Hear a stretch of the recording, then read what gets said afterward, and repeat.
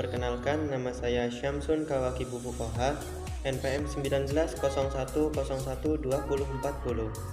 perwakilan dari kelas B yang akan mengawali penjelasan pada materi nomor 8, yaitu seputar thariqat.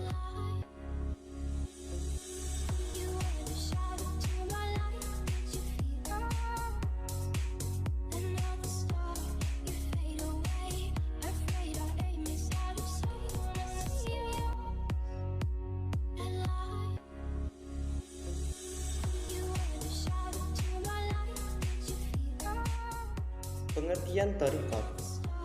Thariqat berasal dari bahasa Arab yaitu at-tariq dengan jamaknya at-turuq. Ini memiliki arti jalan, aliran ataupun madhab. Thariqat juga dapat dikatakan sebagai metode, yang mana metode itu sendiri memiliki arti yaitu perjalanan yang harus ditempuh untuk menggapai sebuah tujuan. Menurut istilah tasawuf, thariqat yaitu perjalanan seorang salik atau pengikut ajaran thariqat menuju Tuhan dengan cara mensucikan diri, atau perjalanan yang harus ditempuh oleh seorang salik dengan tujuan mendekatkan diri sedekat mungkin pada Sang Khalik. Maka dalam pelaksanaannya, seorang salik tidak diperkenankan untuk meninggalkan syariat karena thariqat itu sendiri merupakan pelaksanaan syariat. Setiap salik dalam kehidupannya, baik rohiniah maupun lahiriah, selalu diawasi oleh seorang mursyid atau guru spiritualnya.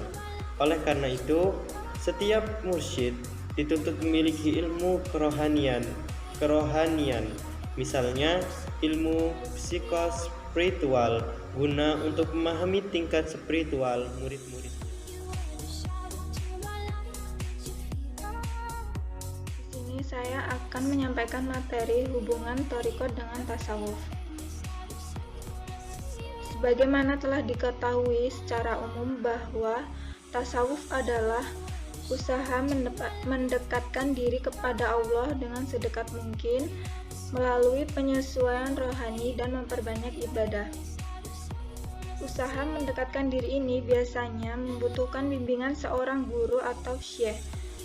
Ajaran-ajaran tasawuf yang harus ditempuh untuk mendekatkan diri kepada Allah merupakan hakikat thariqat yang sesungguhnya. Dengan demikian, dapat dikatakan bahwa tasawuf adalah usaha mendekatkan diri dengan Allah, sedangkan thariqat adalah cara atau jalan yang harus ditempuh seseorang dalam usahanya mendekatkan diri kepada Allah. Gambaran ini menunjukkan bahwa thariqat adalah tasawuf yang telah berkembang dengan beberapa variasi tertentu sesuai dengan spesifikasi yang diberikan seorang guru kepada muridnya. Demikian materi selanjutnya akan disampaikan oleh rekan saya.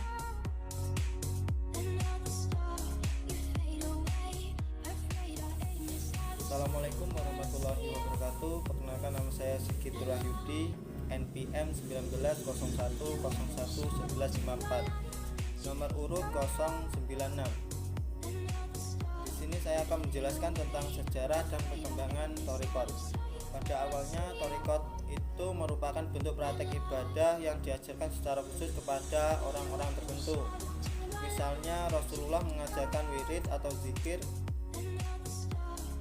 yang perlu diamalkan oleh Ali bin Abi Thalib, atau Nabi SAW memerintahkan kepada sahabat untuk banyak mengulang-ulang kalimat tahlil dan tahmid. Pada sahabat, Muhammad memerintahkan untuk banyak membaca ayat tertentu dari surat Al-Quran. Ajaran-ajaran khusus Rasulullah itu disampaikan sesuai dengan kebutuhan penerimanya, terutama berkaitan dengan faktor psikologis. Pada abad pertama Hijriah mulai ada perbincangan tentang teologi, dilanjutkan mulai ada formasi syariah. Abad kedua Hijriah mulai muncul tasawuf. Tasawuf terus berkembang berkembang dan meluas dan mulai terkena pengaruh dari luar. Salah satu pengaruh luar adalah filsafat, baik filsafat Yunani, India maupun Persia. Muncullah sesudah abad kedua Hijriah golongan sufi yang mengamalkan amalan-amalan dengan tujuan kesucian jiwa. Untuk takarub kepada Allah, para sufi kemudian membedakan pengertian-pengertian syariat, thariqat, hakikat, dan makrifat. Menurut mereka, syariah itu untuk memperbaiki amalan-amalan lahir, thariqat untuk memperbaiki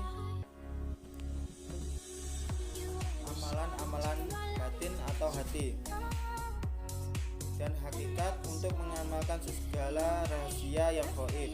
Sedangkan makrifat adalah tujuan akhir, yaitu mengenal hakikat Allah, baik zat, sifat maupun perbuatannya.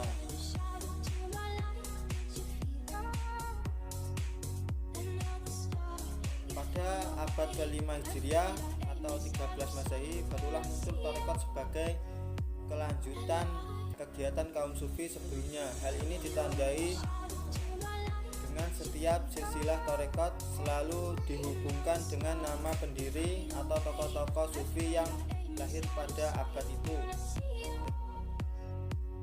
Setiap thariqat mempunyai syekh, khalifah, zikir, dan upacara ritual masing-masing. Biasanya syekh atau mursyid mengajarkan murid-muridnya di asrama latihan rohani yang dinamakan suluh atau ribai. Pada perkembangannya, kata thariqat mengalami pergeseran makna. Jika pada awalnya thariqat berarti jalan yang ditempuh oleh seorang sufi dalam pendekatan diri kepada Allah, maka pada tahap selanjutnya istilah thariqat digunakan untuk menunjuk pada suatu metode psikologi yang dilakukan oleh guru tasawuf atau mursyid kepada muridnya untuk mengenal Tuhan secara mendalam. Dari sinilah terbentuk suatu thariqat dalam pengertian jalan menuju Tuhan di bawah bimbingan seorang guru atau mursyid tadi. Setelah suatu thariqat memiliki anggota yang cukup banyak, maka thariqat tersebut kemudian dilembagakan dan menjadi sebuah organisasi thariqat. Pada tahap ini thariqat dimaknai sebagai organisasi sejumlah orang yang berusaha mengikuti kehidupan tasawuf. Dengan demikian, di dunia Islam dikenal beberapa thariqat besar seperti thariqat Qadiriyah, Naqsabandiyah, Satoriyah, Samaniyah, Halwatiyah, Tijaniyah, Idrisiyah, dan Sifaiyah.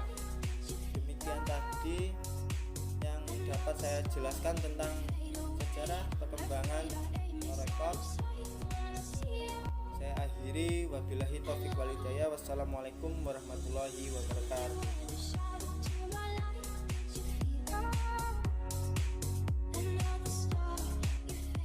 Assalamualaikum warahmatullahi wabarakatuh. Nama Sandi Prasetyo, NPM 1901010065.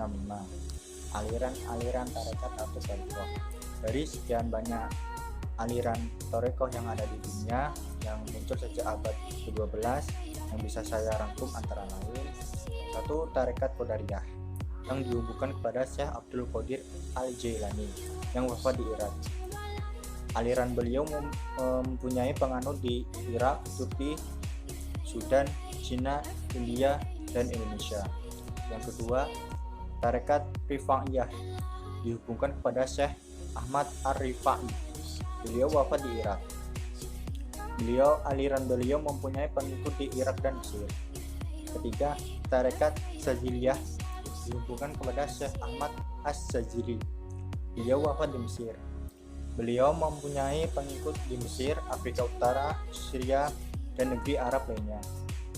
Yang keempat, Tarekat Maulawiyah dihubungkan kepada Syekh Maulana Jalaluddin Rumi yang wafat di Konya, Turki.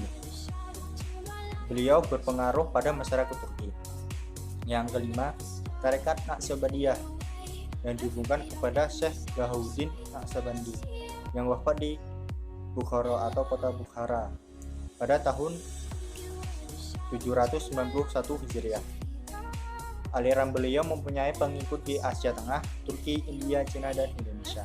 Yang keenam, tarekat Suhrawardiyah dihubungkan kepada Abu Najib al-Suhrawardi. Tarekat ini kemudian dikembangkan oleh anak saudaranya, Syihab al-Din Abu Has al-Baghdadi.